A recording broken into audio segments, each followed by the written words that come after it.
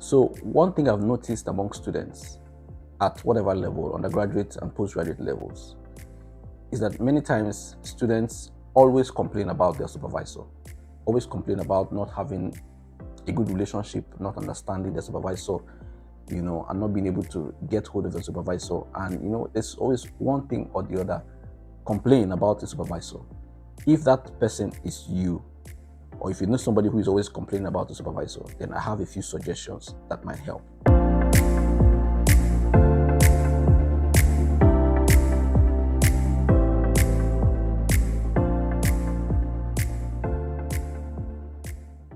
So welcome back to my channel. If you're just joining, and of course, I do videos that inspire and encourage young people, especially students who are trying to navigate, academia, university, education, and all of that.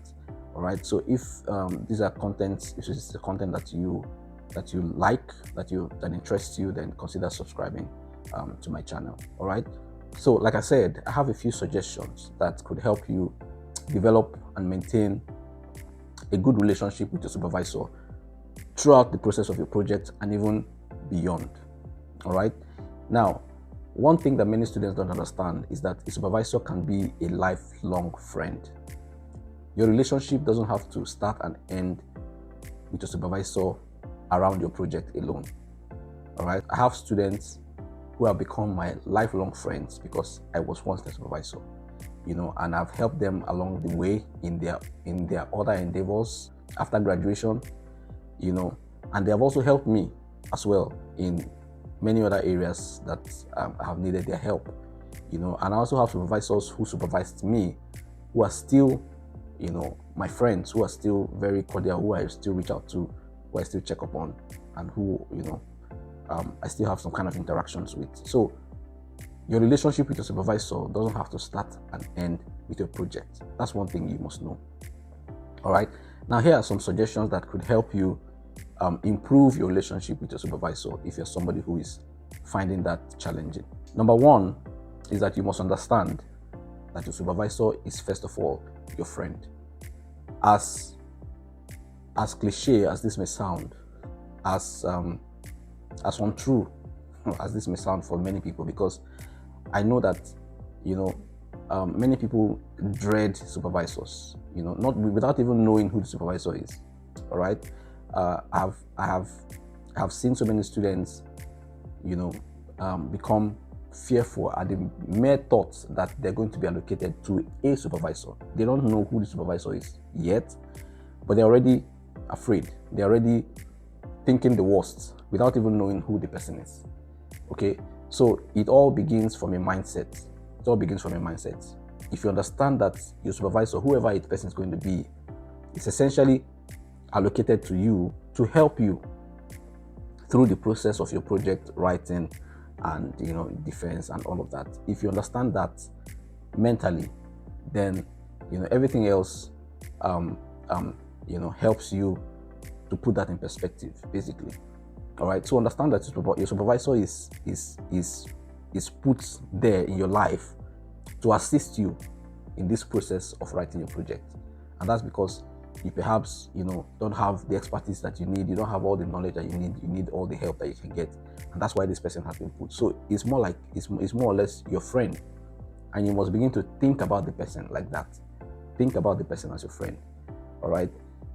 Unless perhaps you have had some issues, some negative encounters with the person, which doesn't allow you to have that picture of the person as your friend in the back of your mind, then of course it would be nice for you to report to the authorities that this person, you can't work with this person, and then of course providing the reasons, logical, sufficient reasons why you might not be able to work closely with this person, and I'm sure that your concern will be duly attended to. But essentially, if you don't have any negative encounter, if you don't have any issues with this person, then think of the person as your friend.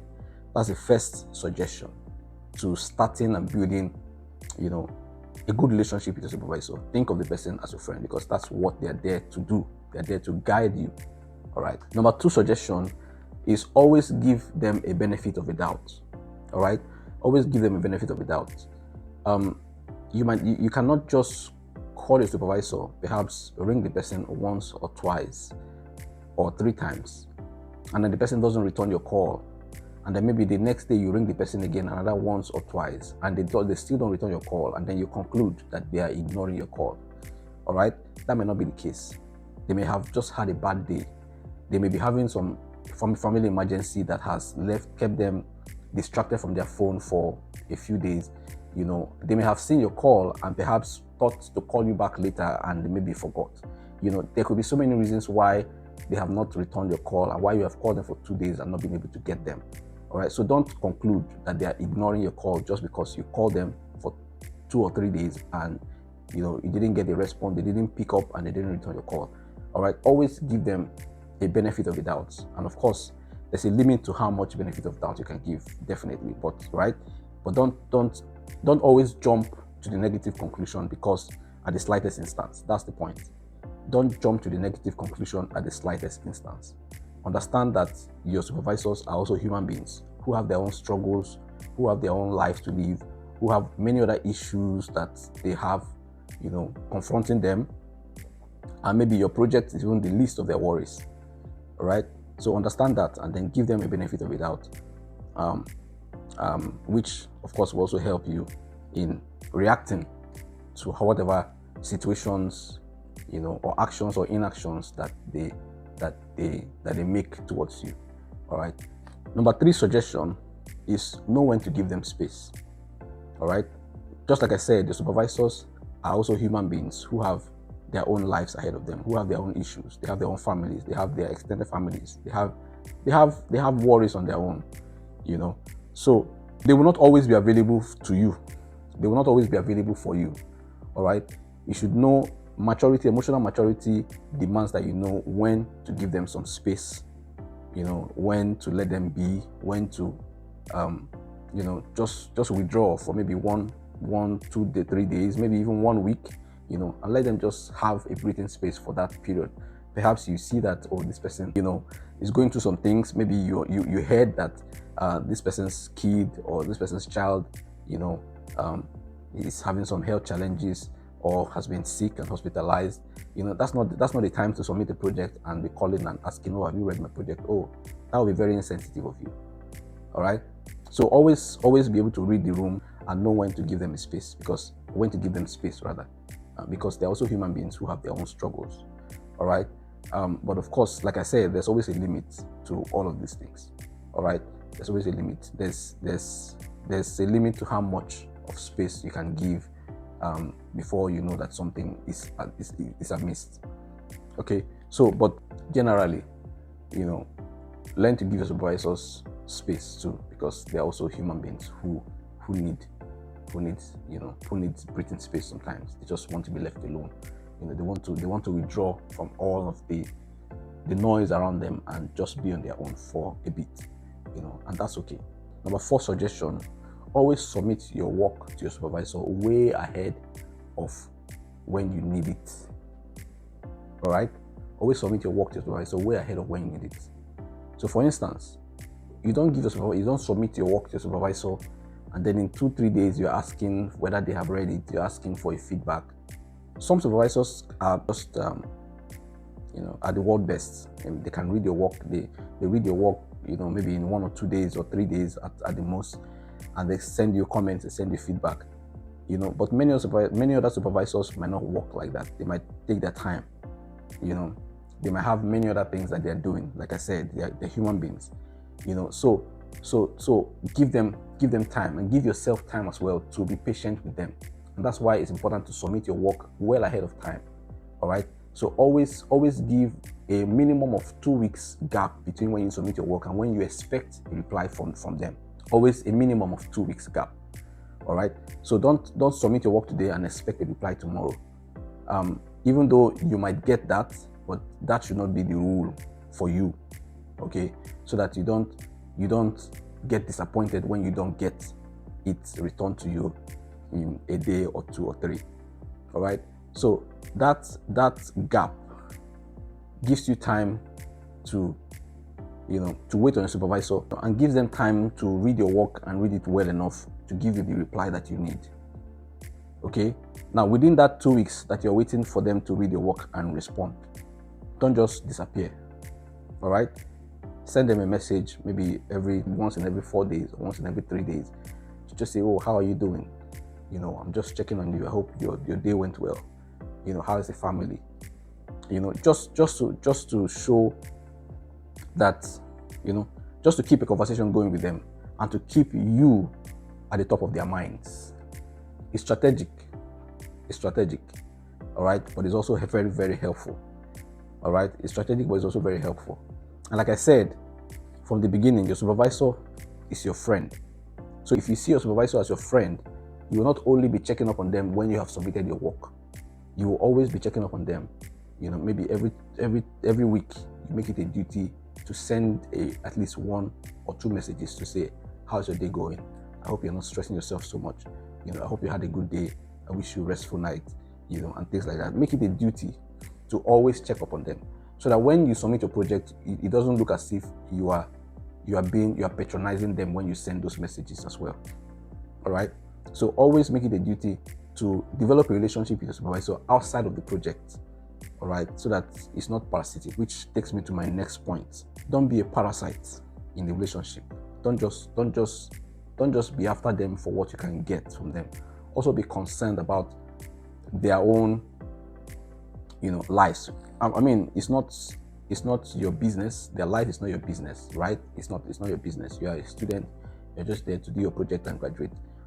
But this person, you need them to help you succeed. And people just want to know how much you care, right, beyond what you can gain from them. The final suggestion I'm going to give, which of course is not the least, is try and reduce as much as possible any kinds of grammatical or spelling errors in your submitted manuscripts or drafts. I mean, we are human beings, we make mistakes, and that's something you cannot do without, right? But if you continue to make mistakes with every manuscript you submit, every time I read your manuscript, I always have to squint my face. I always have to ask myself, what kind of person is this? Why are you making so many mistakes? If I always have to ask myself that, if I always have to encounter so many mistakes in every manuscript you submit, then you are making the negative impression on me as a supervisor. All right, and that's one thing that most supervisors, it happens with most supervisors too. So you don't want to make the wrong impression on your supervisor. If you submit one manuscript and of course there are 1 or 2 mistakes on a few pages here and there, that's normal, that's fine. Okay, but if you submit a manuscript, on every page there's a typographical error, on every page there's spelling, grammatical errors, sentence errors, and all of that on every page, and you do that for the first, second, third, fourth submission, then you are beginning to make a negative impression. And the next time you submit the fifth manuscript, I might hesitate to read it, because nobody wants to struggle, with reading submissions like that when they have so many others that they could read, so many other things that they could be doing with their time. Okay, so you don't want to make a wrong impression and discourage your supervisor from reading your submissions. All right, and of course, giving them an impression that you are lazy, that you are not detail-oriented, you're not serious with what you're doing, you're not serious-minded. All of those things can influence how your supervisor interacts with you, how your supervisor responds to you, the response time, and so many other things.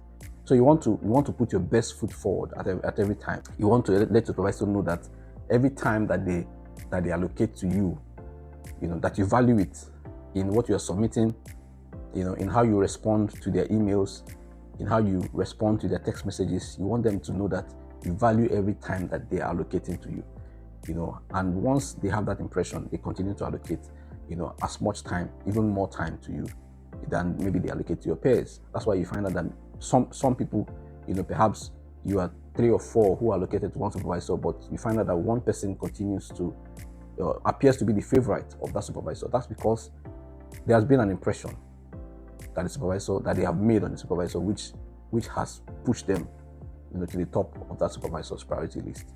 So your supervisors are human beings, basically. Sometimes they're biased, you know, sometimes, you know, they are weighed down with many other cares of life, which don't have anything to do with your project at all. But these suggestions would help you to manage and have a better relationship with your supervisors as much as possible.